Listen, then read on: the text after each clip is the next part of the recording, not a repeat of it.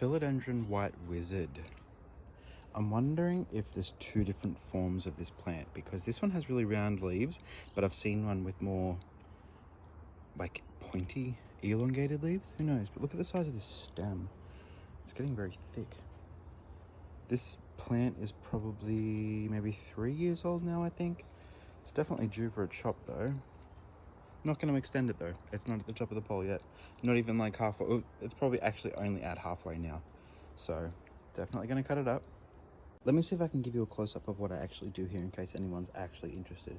But I literally just get wire cutters and try and cut the head off the zip tie. This is hard to do one-handed, and I hope the plant doesn't fall over. Like that. And I do that with all of the joining ones that are connecting the pole.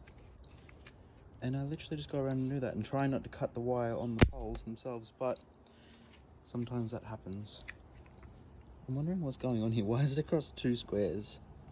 Wasn't me, Joshua. It's literally for all of them almost. Anyway. Do you want to know a fun story about a philodendron white wizard? Not this one, unfortunately. For my birthday several years ago, it was like 4 or 5 years ago, I bought myself a philodendron white wizard before they had gone into tissue culture. And it was coming from Perth. I live in New South Wales. I bought it off eBay too, so I don't think it come with any like certificates or anything like that to get it out of quarantine. Long story short, this plant kept bouncing back from Perth to Newcastle multiple times. It was lost in transit for 22 days. It finally arrived. I ended up getting my money back, obviously, but I paid like $460 for it. It arrived and it only had a couple of brown leaves. It was still alive. So when people worry about their plants getting lost in transit and stuff, it's usually not going to be that serious. I say it wasn't this plant because I did end up killing it after a few months, just from being completely inexperienced with what I was doing, which sucks because, you know, it's one of the biggest losses I've ever had when it comes to plants.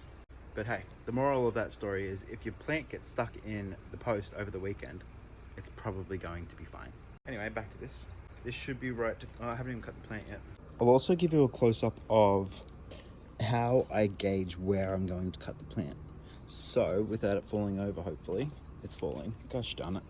So if you can see here, this is the middle of the 2 joining poles. And so I don't want to cut right here where the poles meet, because then this part of the plant and these couple of leaves are going to be under the soil.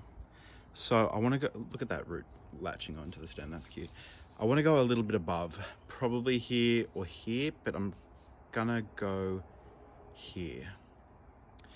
The more leaves you have on this plant, the easier it's going to acclimate to a new pole. And there we have it, 2 separate poles.